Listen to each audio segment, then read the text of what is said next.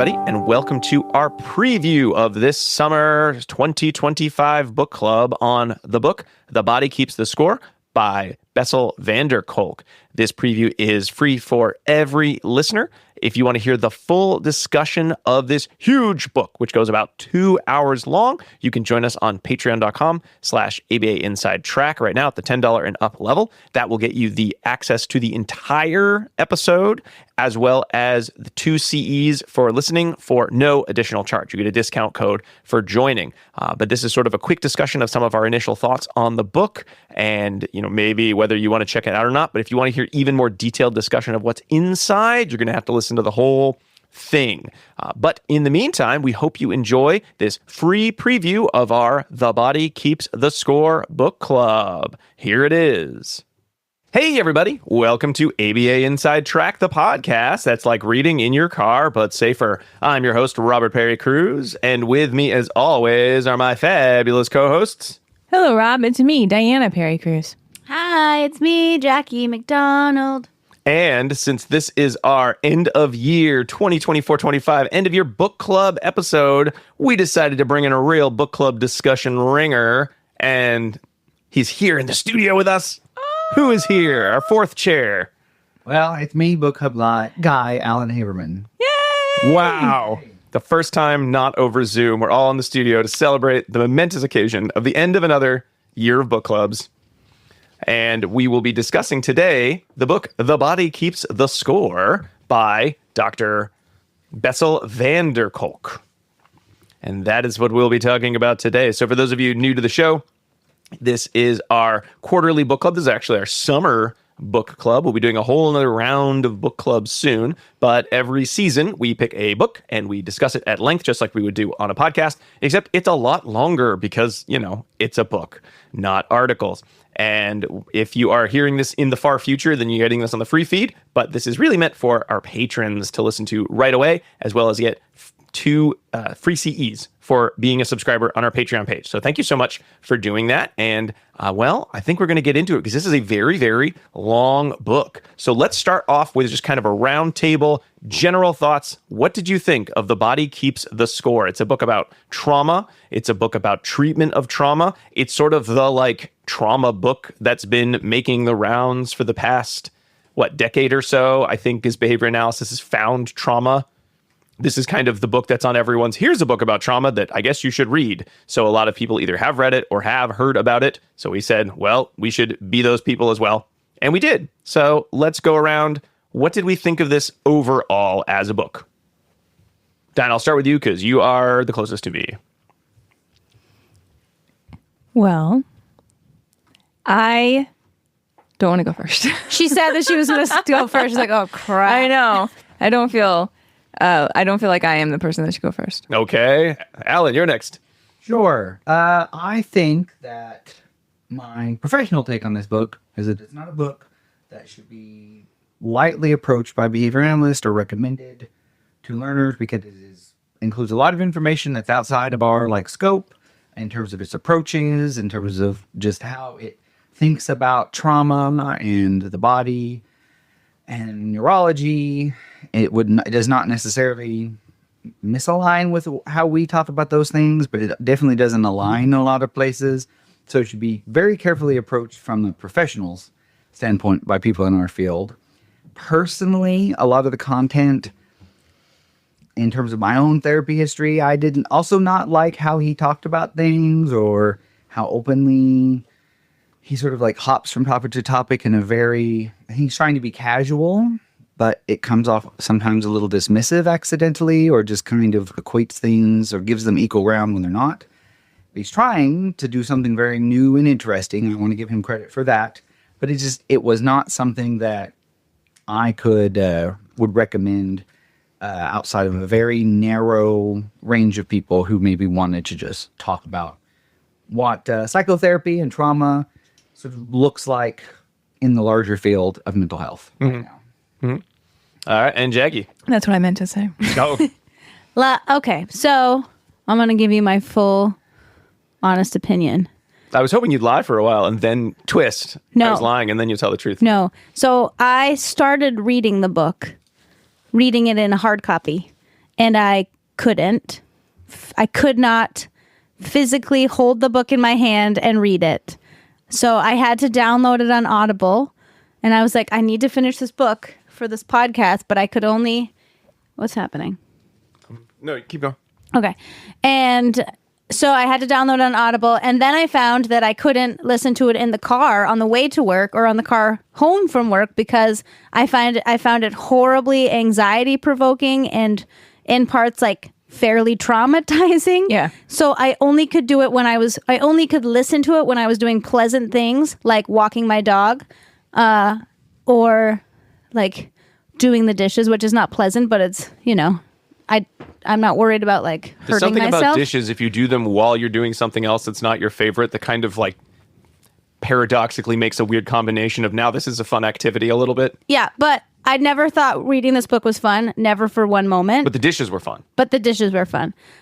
So I do want to put that. I think there should be a trigger warning on this book. I myself haven't experienced any large traumatic events, but I also felt... I felt lots of feelings while reading this book, and I can only imagine if someone did have a history of trauma that if they tried to read this book, it would be horrible for them.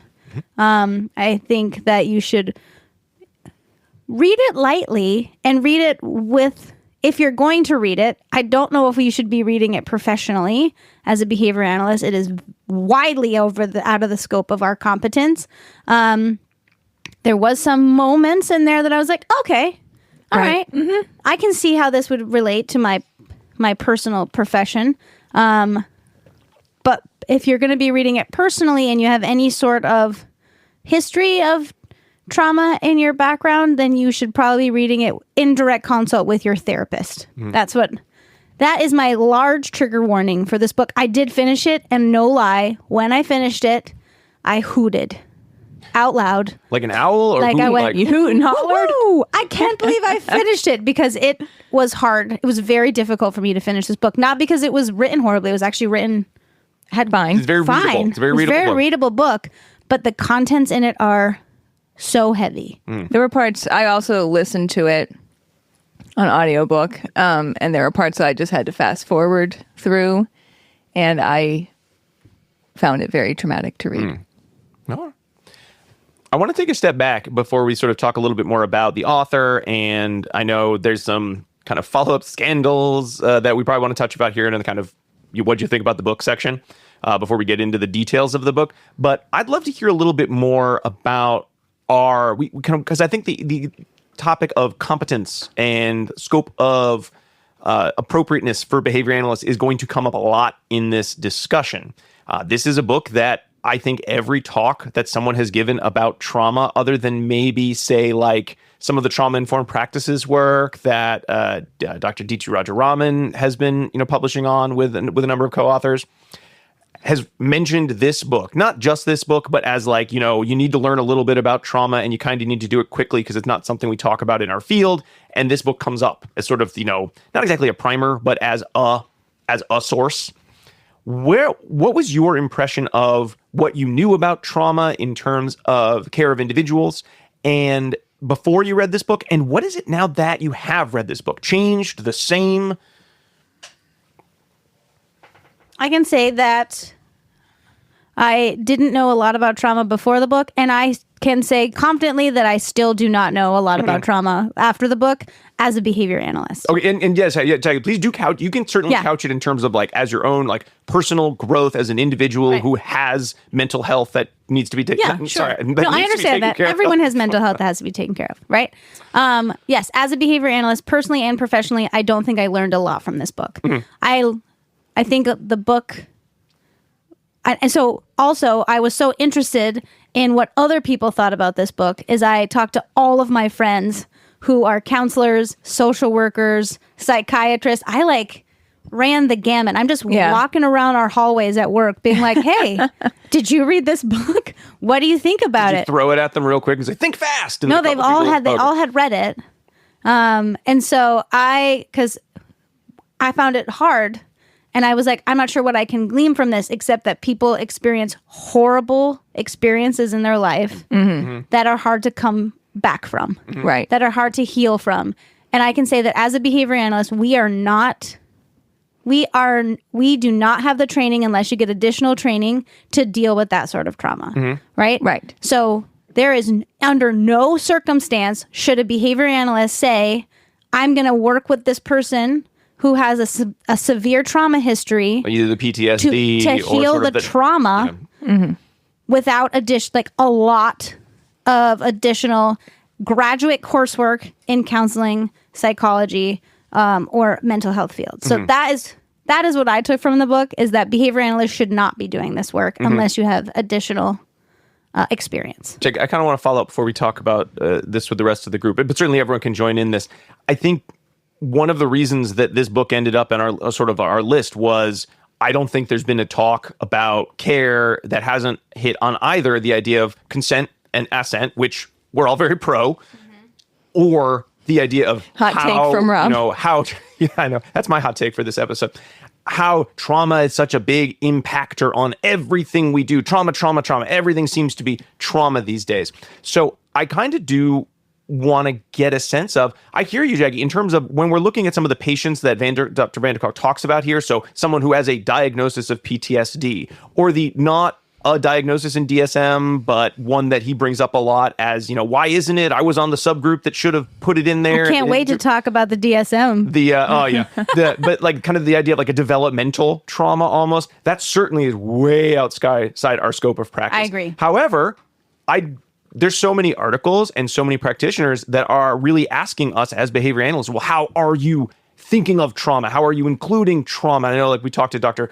Camille Colou about sort of buffers. So sort of more like what we think of as sort of the pre-activation events in life that are important to include in someone's sort of environment to protect against trauma. I think that would be appropriate in our scope of practice. Absolutely versus appropriate. say trauma. But I think we can clearly say if someone comes in and they say, I have PTSD and I need your help, behavior analyst, unless you are a behavior analyst who is also like a licensed social worker or has additional training in terms of, third wave behavior therapies, that's not in your wheelhouse. You need to refer out. Right. But we're also being asked to pay attention to trauma. You need to think about trauma. You need to know about trauma. And I agree there. Yeah. I 100% agree that we have to inform our practice as if trauma were present in our individuals so that we don't inadvertently provide stimulus cues that are going to then evoke the behavior or the situations in which trauma were more likely to occur. So that is what I think we need to be aware of as behavior analysts. We should be mindful that, more children on the spectrum have had traumatic instances than not, and that behavior analytic practices, if not thoughtfully designed, can evoke or elicit, depending, of where we are. Sure. Kind of, I'm just trying to be professional here. Evoke or elicit events that may, bring about previous traumatic events, which is then going to impede our treatments. But as a field, if someone said, I want you to treat this trauma, that is where I would say hard pass, unless you have additional training. Trauma as component of holistic individual versus trauma is my primary concern right now. So if that is the case, what I would recommend as a behavior analyst is to work in a team, right? So I'm going to deal with this aspect of this person. I would love you, social worker, mental health worker, person that's had training in dealing with traumatic events and dealing with that sort of issue, and had graduate coursework on it. Now, I don't want I don't want you to go to like a conference and be like, I went to a 50-minute workshop on this. Now I can do it. Yeah. I would want to work as a team, and I would want them to help me inform my practice, and I would inform their practice, so that holistically we're working with the client to change behavior, change mindset, right, and then potentially do the healing that the client needs to do. Ellen and Diana, where are you? Because kind of going back to the idea of like, where were you in terms of understanding of trauma, and where are you now? Did this book have any impact on it? Sort of similar to Jackie, kind of different paths you've sort of taken to think about trauma in care? Well, so for me, this book is going to always have two components: my professional experience and my personal experience. I'll do personal experience first. This book did not inform me on a personal level about trauma, because most of what's in here I've encountered in my own personal therapy. And in fact, the like complex PTSD diagnosis that he has this competing theory on that gets rejected by the APA. That is one of my like personal diagnoses that I have dealt with.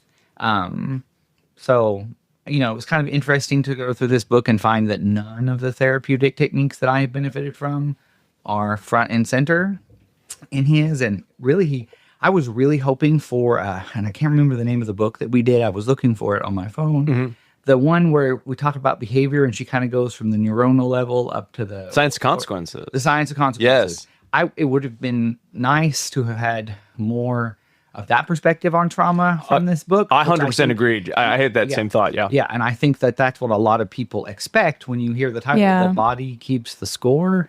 But he does not go into the science of like the physiological impact and the long lasting consequences. It's not what this book is about at all. Professionally, definitely so. This book is, again, not hugely relevant to my practice, other than, again, to say that there's a lot of intervention out there that may be validated in use for victims of trauma. They're not our science. And so if we do practice in these, again, as Jackie was saying, we do not need to be frontline for these people. We don't have to be everything. We don't have to be everything. And we shouldn't. And we shouldn't be. I have worked with clients who have like significant, like singularly traumatic events that I have years later after they've received other services. I have been part of their team to work on other skills or even some secondary effects of that trauma. But again, I was not the frontline person. I was not dealing with that. I had very good case conceptualization. I had consultations with the counselors to know what not to do. I was in constant work with the parents because really that's like I think that would be the place where if we're going to work with a lot of individuals, that I think that the caregiver guidance is probably where we will most often encounter this as behavior analysts. I mean, there are, of course, behavior analysts that work with adults directly, but I think that that children who have had significantly traumatic events are likely to come across our caseloads and be a population that we serve. And so understanding how to work with parents about their child who has experienced trauma is like very key as well.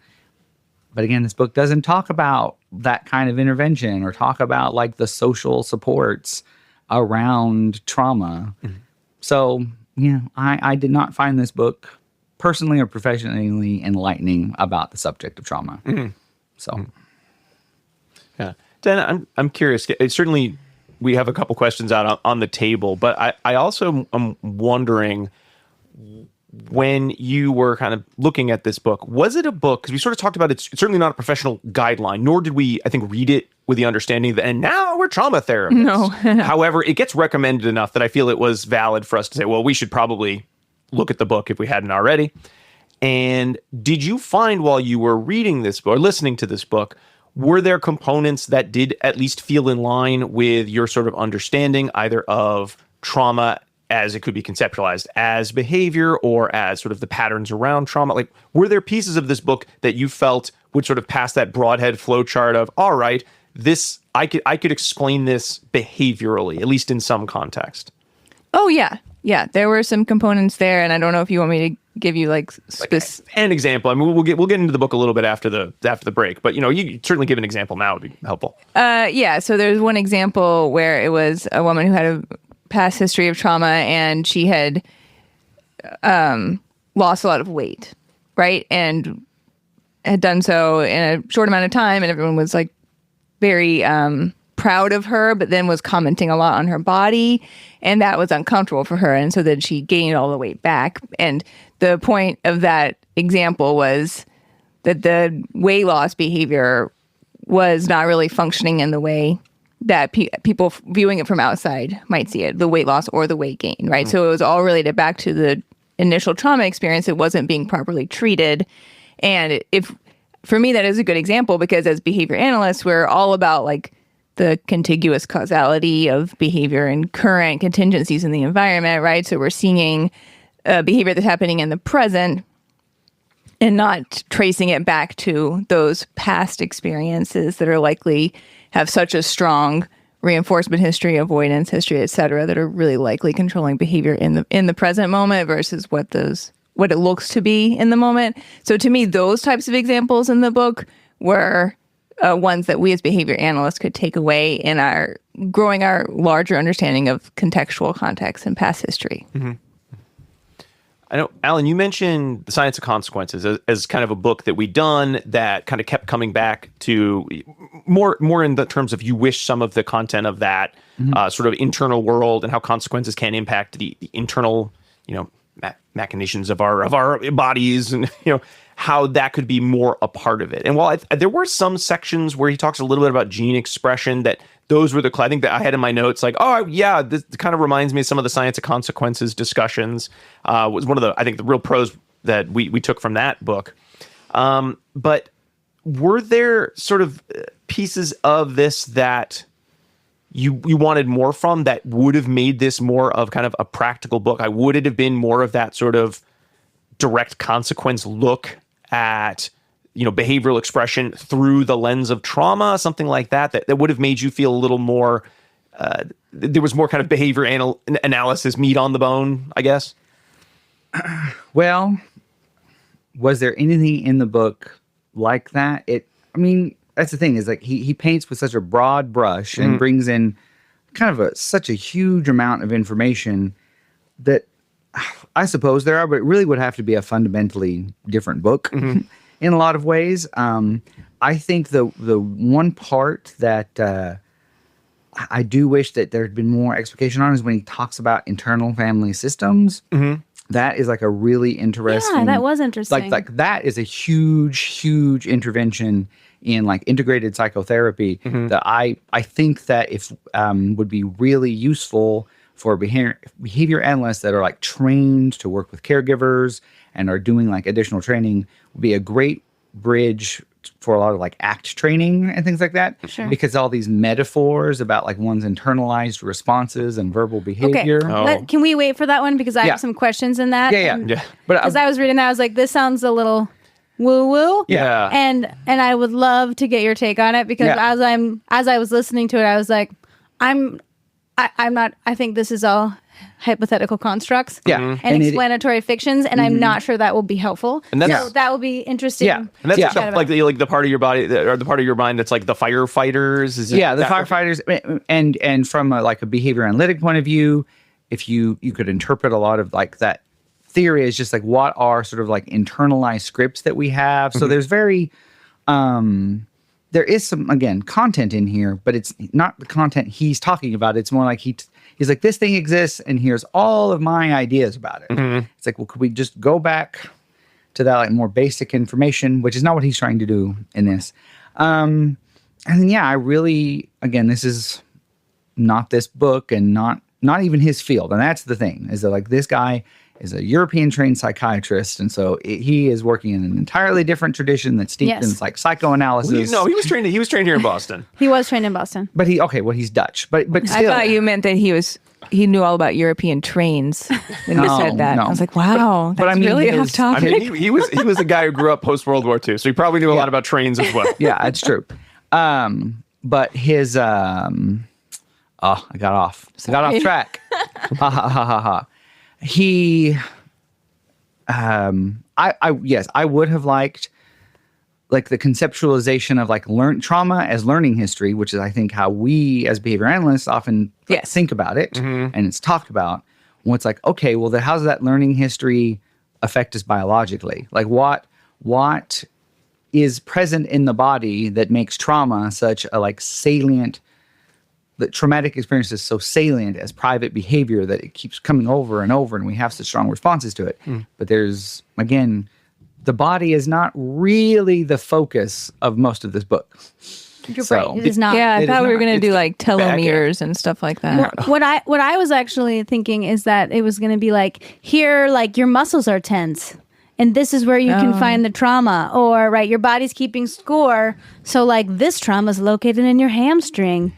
Oh, I thought it was going to be like generational trauma and how that's passed down. Oh, it was more through the body. I just took it as more the idea of ACEs, of like every impact that some traumatic event has on you adds up over time. Or even for me, like we have our current like neurological model of like behavior and response is that this part of the brain activates and this part of the brain activates. And then if it's really stressful, like the amygdala activates. But if you've experienced significant trauma or long-term trauma, that amygdala lights up first and it completely changes your response. But that's not what happens in the book. So so the title is not, the title doesn't give me what may be part of the frustration. It's like this doesn't feel like it's what's on the label. I definitely had a sense of, as I started the book, the first few chapters, this is going to be, I couldn't quite tell. Is this going to be sort of his narrative journey through learning about trauma, which it was, and is actually a very good kind of framing for a lot of the book, is sort of his own journey through learning about his patients and real care for his patients, and how does that impact what he knows about trauma and what people don't know about trauma. And then I expected it, based on some of those initial vignettes and studies, to really then come back and drill down again. Certainly doing some of the fMRI scans, like you were just kind of mentioning, on the idea of, okay, how does neurology play into this? How does the environment of the medical field play into this? And I was really excited about that. And then it sort of just blows up into, and here's a million things that I saw at various conferences, and some of them sound, very like, I could see that described behavior analytically, and some of them feel very, that sounds fun. That sounds like a nice weekend activity, but not really bringing me back to the central sounds conceit like of the Freud in just a different language. So, so I did feel his, because there were certainly lots of things I really appreciated, sort of his look at the medicalization of trauma, the overprescription problems that we have of, well, everything's in the brain, and since we can scan the brain kind of grossly to see what's going on, therefore everything's a disease that we can now treat with medication, just like an antibiotic, and really pushing against that as a problem in his field. And that was really exciting. And I was, maybe this is really gonna resonate. And there were definitely chapters that resonated with me as a behavior analyst, as well as someone who is really into a lot of the third wave behavior therapies. And then there were sections. I like it when you say that. Third wave behavior. I'd rather someone start talking about third wave ska music, but it's only because you want to therapy. I know, that's what I was going to say. You're like new wave. That's what you really want to. I would say new wave. Yeah, I also want to talk about new wave music as well.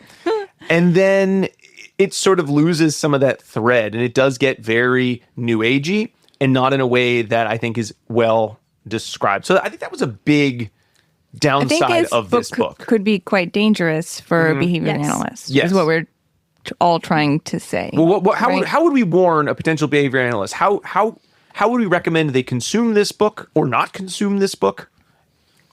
Just not consume this book. I mean, if they want to. Like, I was excited initially to read this book because it was on, like, everyone's like, you need to read this book. So I tried hard on this book, Jackie. I did. But behind the curtain, this is not the first time we've sat around and done an episode and this book has come up and there have been heated discussions. It was actually our last episode we recorded where you came in ready to be like, this book, Right. No. And I still feel that way. But I did initially want to read this book because everyone's like, oh my gosh, this is the best book. You should read this book. This book will really inform your life. Maybe it'll change your life. Yeah. And so I was like, okay, but if I hadn't had to read this book for the book club, I would have stopped after chapter 1. Like, if this was like a personal book that I would have read, I'd been like, no thanks. Pass. And maybe that's like this, because you're talking about the stories that he's telling about his patients and what they went through. He tells in a good amount of detail, which we're not going to repeat on this show. No, we are not, because trigger warning. Yeah, exactly. And maybe that's just because this further demonstrates that this is outside of our scope, right? Because we are not used to hearing those types of stories about our clients. And other people who don't work in our field would also be very surprised by some of the types of behavior, the severe behavior that we often encounter. Right? So it's just a different population that he's mostly discussing in this book. And one of my takeaways was, I'm really glad that there are people who this is what their population is that they work with, right? And clearly it's helpful, or some version of this is Yes. helpful for people, but I can't do this. It's not my area. Yeah. And I would worry, behavior analysts, we are trained in critical thinking. So, but I think you have to approach this book as you go through being like, does this make sense? Does this fit within my understanding of the world? And then additionally, is this something I should be doing? As a behavior analyst. Yeah, because there's a different answer for each of those things as you move through the book. Right. So my social worker friends and counselor friends, all that the ones that I specifically talk to do EDMR and do work We'll have with, to explain what that is. Yeah, we will. It's the latest dance craze. All the kids love it. It's rapid eye movements that help process trauma in the body. You might have seen it on a recent special episode of The Simpsons, where I was Really? so, Lisa did wow. EMDR to go back in time. And I was so happy I read this book because I understood what they were talking about, but also that it doesn't take you back in time. No, it doesn't take you back in time. But so I Wow. spoke to 3 different providers who practice EDMR right now and have had extensive training, one of which who has met this author. And You really did your homework. I really had, because I was so fascinated. Like, I put an EMDR abstract in my notes, everybody. If you I was looked just at- like, who's... I did some homework. I was like, who's reading this book? And for the field, are they excited about it? Like, if someone read a behavior analytic book and they're like, oh, this is crap, would do they feel the same way? And the answer is no. So the 3 people that I spoke to about this book had read the book. The one I had met, they were super jazzed about the book. They did not find the vignettes disturbing because that is their everyday. Right. That's what I was trying to And say. So Yep. my friend was like, no, that's actually minor compared to the things that I've dealt with. And I'm like, gross. I'm so sorry.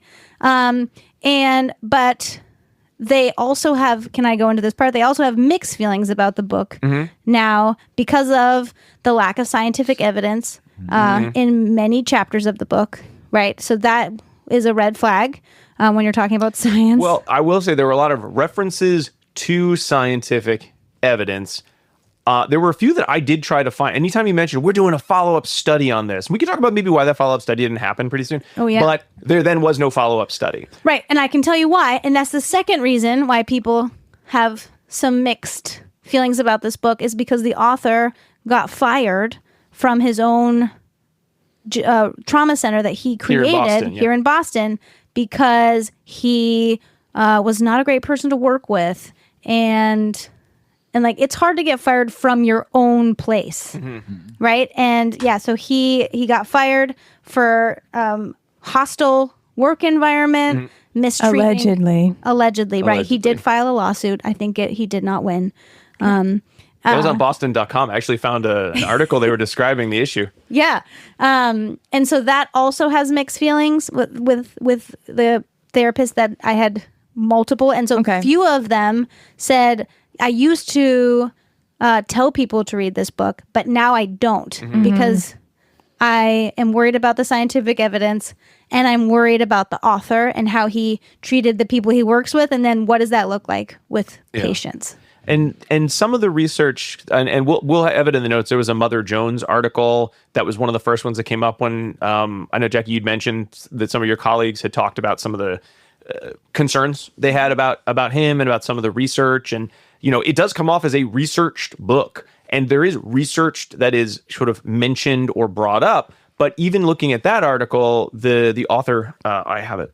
I'll find it. But the author of the Mother Jones article said that she reached out to a lot of the researchers and they said, that's not what I meant. That's, you know, they're only using some of the research or he's sort of selectively cherry picking. It's Emmy Neatfield from January, February 2025 issue. So a recent article that is sort of was not necessarily cherry picked exactly, but there definitely were some liberties, it sounds like, taken with how it was used to describe trauma in the context of the book. So even the parts that feel very, this is real hard science research, you know, you might need to now take with a grain of salt. That's the thing about a book. Anyone That's can what write a happens. book. Yeah. Right. I didn't get that. Could you try again? Oh no.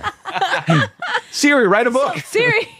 No, Rob, stop. But what I can say is I do want to give credit where credit's due, though. It does appear based on the people that have read the book and that do this type of work and trauma work, not behavior analyst, that he did do some good in moving trauma-informed research ahead, right? Like, even with all of these negatives that I'm, saying, I don't want him to like come to my house because he might live close.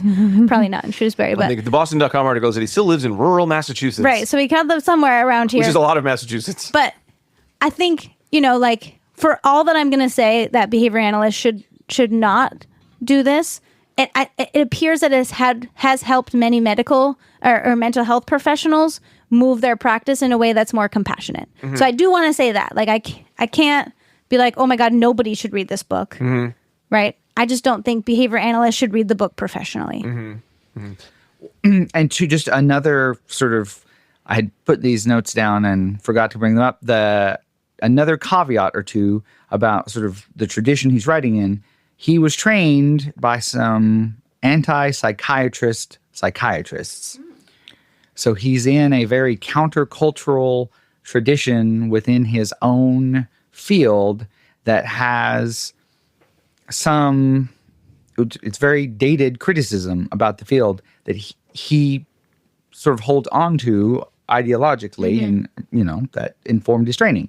Understandable. So he's already in a psychiatric tradition that's not mainstream psychiatry, even if it is out of Boston, and then which is like the home of psychiatric medicine. Here we are. And then, in a lot of ways. And then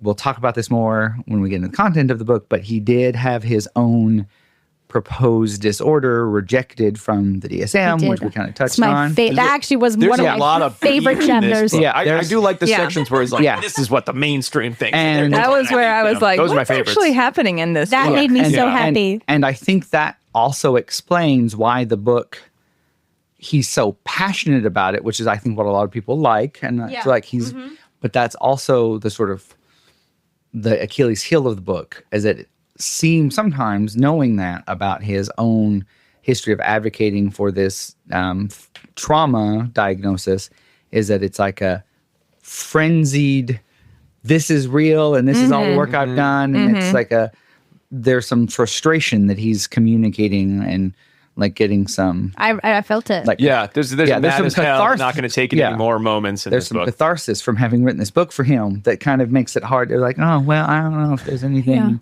about this. I also can say, I know that the cover of a book should not matter, but this one is exceptionally good. So, right, the cover of this book makes me want to read this, like with the little person and the little heart.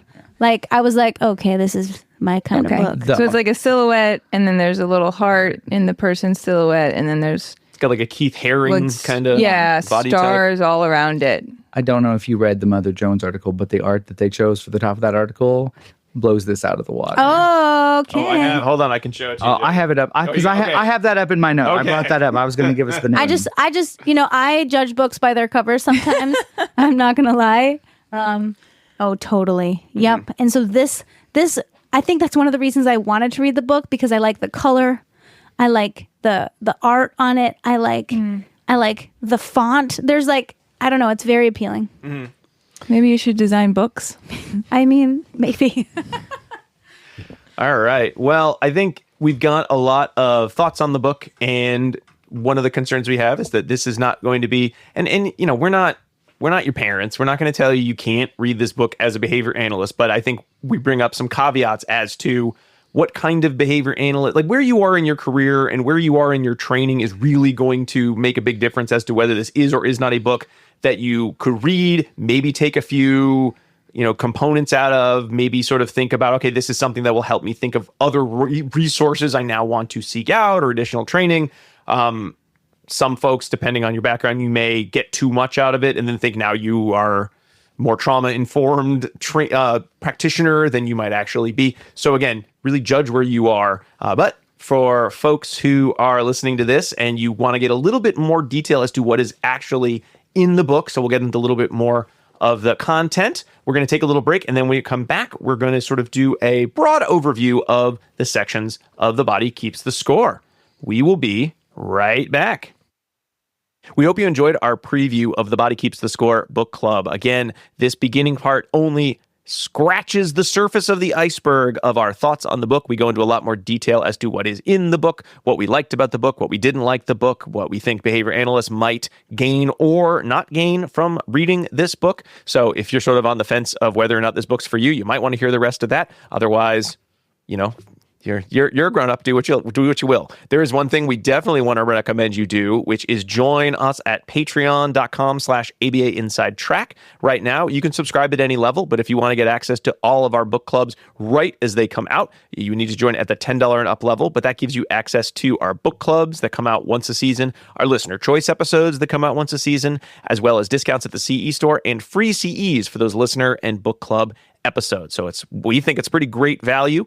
We really appreciate getting the chance to also be able to message and talk more with patrons as well. And you actually get access to our polls too. So if you're like, I never wanted to read The Body Keeps the Score, nor hear about it, well, the only way to put your word in as to what topics you want us to cover is on patreon.com/ABA Inside Track. Again, thanks so much for listening to this free preview. We'll be back with another book club for everybody in September for our Supervision September series. But until then, keep responding. Bye.